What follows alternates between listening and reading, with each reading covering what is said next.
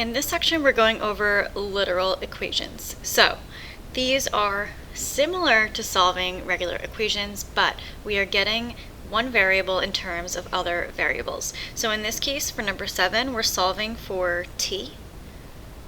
So I'm going to highlight t, but I'm also going to rewrite this problem. So it's a equals 1/3 r t to the second. And I want to get the t by itself. I'm going to isolate the variable t. So there are different ways that you can go about this problem and you can still get the same answer, but we are going to first get rid of the fraction by multiplying by the reciprocal, which is 3/1, or just 3.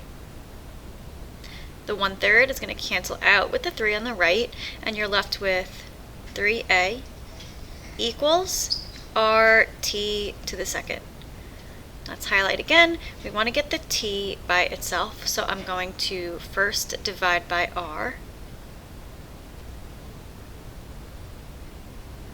That would leave me with 3a over r is equal to t squared.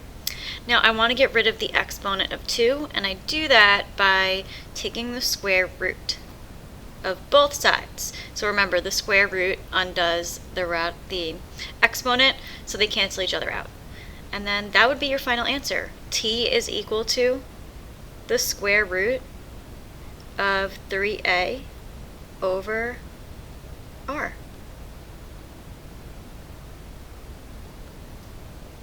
For number 8, our first step is we're going to take that 3 in the numerator and distribute.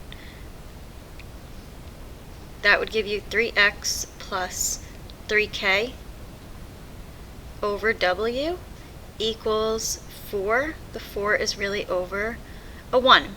So our next step is we want to cross multiply. So I have w times 4, and we're going to set that equal to 3x plus 3k times 1. W times 4 is 4w equals 3x plus 3k. And in this one, we want to isolate the variable k. So our first step is to add or subtract anything that is being added or subtracted to 3k. So I'm going to subtract my 3x from both sides. That would cancel it out on the right. And we cannot combine these two terms because they're not like terms. This has a w and this has an x. So you're going to write it as 4w minus 3x equals 3k. And then our last step is to divide by 3.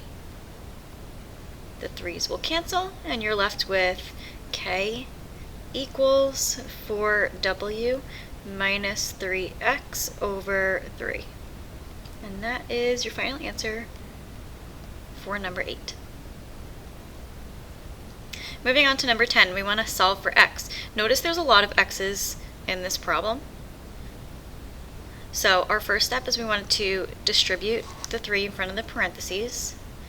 That leaves me with 3xy equals, minus 6 plus 2xy. Now is your equals 10 plus 2y. Okay, then before I start moving things around, I want to see if I can combine anything, which I can. I can combine my 3xy plus my 2xy. That becomes 5xy minus 6 equals 10 plus 2y.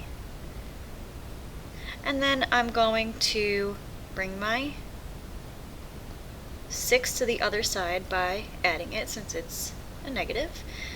That will leave me with 5xy equals 16 plus 2y. And remember, we want to solve for x here. So x is being multiplied by 5 and y. I can divide by 5y in the same step. So I'm going to divide both sides by 5y. The 5's cancel, the y's cancel, and I'm left with x is equal to 16 plus 2y over 5y. And you can leave it like that. That is your final answer for that question. last but not least, we have number 11. So we want to solve for r. I'm going to rewrite it. So v is equal to 1 over 3 pi r squared h. Again, I'm going to highlight the r because that's what I want to isolate or solve for. So first I'm going to get rid of this fraction in the front by multiplying by 3 over 1, or just 3. That would turn into 3v equals pi r squared h. This is similar to the first question that we did. So next I want to isolate the r. So in one step I can divide by pi and h. Perfect. Okay, so now I have 3v over pi h equals r to the second, and we know that we undo something squared by taking the square root. So take the square root of both sides, that cancels out with the exponent, and you get r is equal to the square root of 3v over pi h. And that is your final answer for number 11.